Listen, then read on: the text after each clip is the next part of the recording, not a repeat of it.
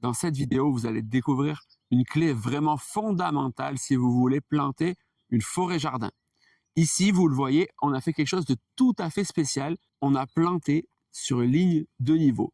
Sur ce terrain, au tout début de la forêt-jardin, on s'est contenté de repérer le niveau, de noter chaque point et de faire un sillon à la houe. On a utilisé un cadre A, c'est une technique très rudimentaire, celle du fil à plomb, que vous pouvez utiliser facilement et rapidement, tout simplement parce que là, le niveau n'a pas besoin d'être parfait. Ce qui est marrant, c'est que même en faisant un tout petit sillon, on a déjà un impact qui peut se voir vu du ciel. Regardez cette photo, on voit bien les sillons alors que j'ai juste fait une petite tranchée d'à peine 20 cm de large avec ma houe. La houe, c'est ce petit outil qui fait comme une grosse dent, vous voyez, qui fait la taille à peu près de ma main en largeur et qui nous permet de faire un petit sillon un peu plus large qu'une pioche, mais aussi simplement. Mais alors, pourquoi planter sur ligne de niveau?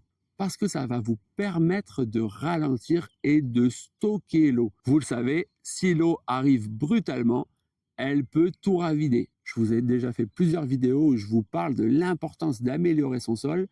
Et forcément, si l'eau vient raviner, elle va repartir avec toute la partie riche de votre sol. C'est donc super important de la ralentir. Là, vous avez une de nos premières courbes de niveau, là où on a fait notre première mare. Je vous laisse me mettre un petit commentaire si vous voulez que je vous explique tous les détails de cette mare. En parallèle de cette ligne de niveau, on en a fait plusieurs autres pour planter nos arbres. Ce qui nous permet, même quand il pleut de manière très intense, de stocker un maximum d'eau et que chaque plante sur cette ligne de niveau ait la même quantité d'eau. Le sol ici ne bouge pas, il se gorge d'eau et il n'y a pas d'érosion. Pour moi, c'est essentiel de planter sur les lignes de niveau.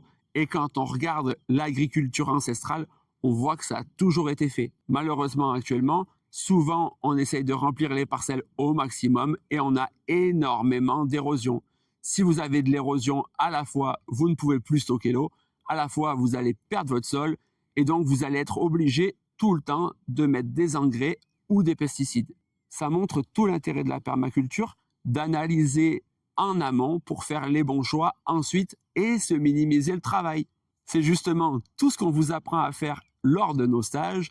Ils sont à prix libre parce qu'on pense que plus il y aura ce genre d'exemple, mieux on vivra tous. N'hésitez pas, si vous voulez connaître toutes les dates, à jeter un œil dans la description et à vous inscrire à la newsletter. Et si ce genre de projet vous plaît, que mes vidéos vous inspirent, n'hésitez pas à mettre un petit pouce bleu, à vous abonner et à m'encourager en me laissant un petit commentaire. Merci encore, à très vite, salut.